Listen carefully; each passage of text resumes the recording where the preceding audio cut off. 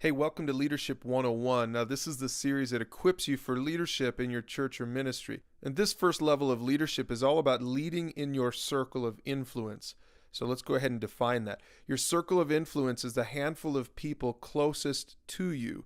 So that might be your family, your friends or neighbors or coworkers, or maybe even people in your group, whether it's in a small group that you're already in or on a ministry team that maybe you're just about ready to join. Now, this first leadership series is going to teach you how to lead in this particular circle because it's the most natural and easiest place to start.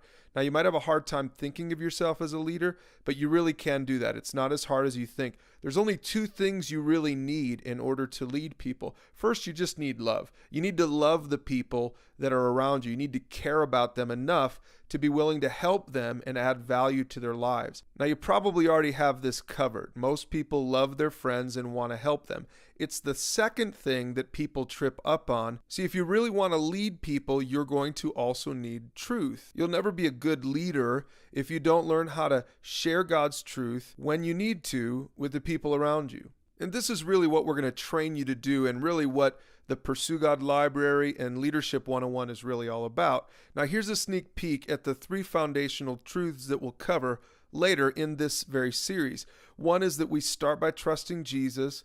Number two is that we live to honor God. And the third truth is that we mature by helping people. And we're going to show you how to help people in these three major areas of the Christian life. But here's the thing. Most Christians don't feel qualified to share God's truth. They think that speaking truth should be left up to the professionals, evangelists and pastors or the paid staff or whatever. But check this out. Moses told the whole nation that they could do this. He said in Deuteronomy 6, commit yourself wholeheartedly to these commands that I'm giving you today, to God's truth. He said, you repeat them again and again to your children. You talk about them when you're at home and when you're on the road, when you're going to bed and when you're getting up. See, Moses was encouraging them to speak truth in their own circles of influence. And then fast forward to Jesus' day. See, Jesus invited fishermen to do this. It says in Matthew 4 that Jesus was walking along the shore of the sea and he saw two brothers throwing a net into the water, for they fished for a living. They were fishermen. He called out to them and he said, come, follow me, and I'll show you how to fish for people. Now notice who he was going to. He didn't go to the Pharisees and the religious elite of his day. He went to a bunch of regular people. He went to fishermen, and he was basically saying to them, you guys are going to change the world. And he taught them how to speak truth in their circles of influence. And then at the end of his ministry, he commanded all of us to do it.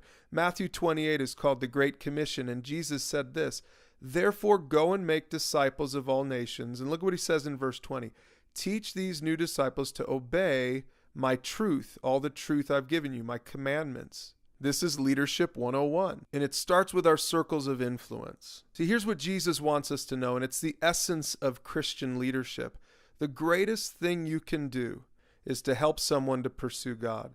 So no matter what team you're on, no matter what role you play on that team, no matter what church or ministry you're a part of, the greatest thing you can do is to help somebody pursue God. And that requires loving them and being willing and equipped to share the truth with them. And we'll help you with all of that in this leadership series. Okay, so one more practical thing. Here's how to complete this series. First, you're going to need to get a trainer. Now, that's just a fancy word for a leader who's already been through this. And what you'll want to do is to watch the playlist videos. There are 6 playlists in this series. The first 5 have core videos that everyone should watch, every team, every ministry. And the last playlist, number 6, is going to give you options. You're going to want to pick the one for your specific team or ministry.